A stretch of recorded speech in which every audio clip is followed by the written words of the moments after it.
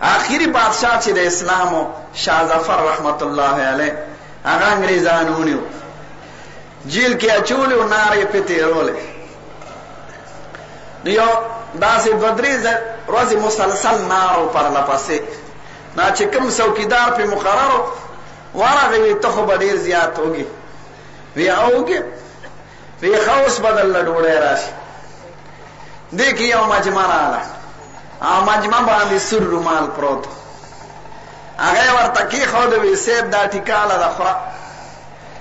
چې درستخان یې ترې اوچت کړ نو لاندې یې والا د دوو زامنو سرونه راوړي په مجمع کې د هغه په زړه به څه تېر شوي بیا یې په جمدون سترګې وښکلې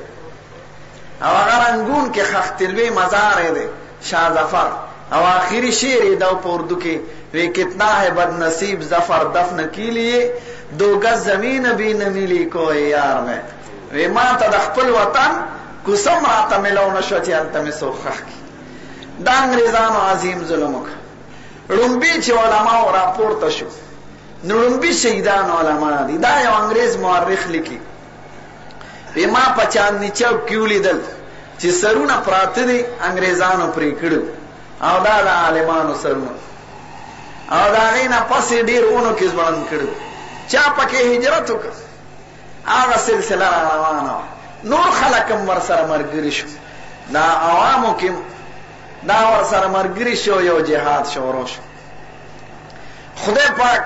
د علماو په محنت او د نیکانو خلقو په امداد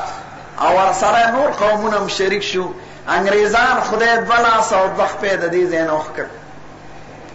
د انګریزانو سپینې سرمنې سره زموږ دشمني نه وه نه د هغې شنو سترګو سره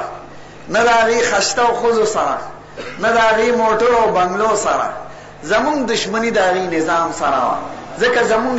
عدالتي نظام یې بدل کړ مونځ او داسو هغه وخت کې هم خلقو که اوس هم کوي روجي هغه وخت کې هم خلقو نیولې اوس هم نیسي نه هغې په دې پابندي لګولې وه خو په د عدالتي نظام یې بدل کړ زمون تهذیب یې خراباو د دغې وجې نه ورسره دشمني وه بیا د پاکستان د جوړېدو وخت کې دا مسله شو چې مسلمانان او هندوان به شریک یې که جدا به خدای د هندوانو نه هم بچ کړو ځکه که هندوانو سره شریک حکومت وی نو هندوان ډېرو په دولت د هغې قبضه وه هر څه به د هغې وو یو هندو ته دا ویلی شي چې د شر نظام روانه هغې به راته وی چې ځې مکې مدینې ته مسلمانانو وی نه چې څنګه هم انګریز دشمن دی نو هندو هم دشمن دی انګریز سره حکومت نشو برداشت کولی نو هندو سره به څنګه برداشت کړو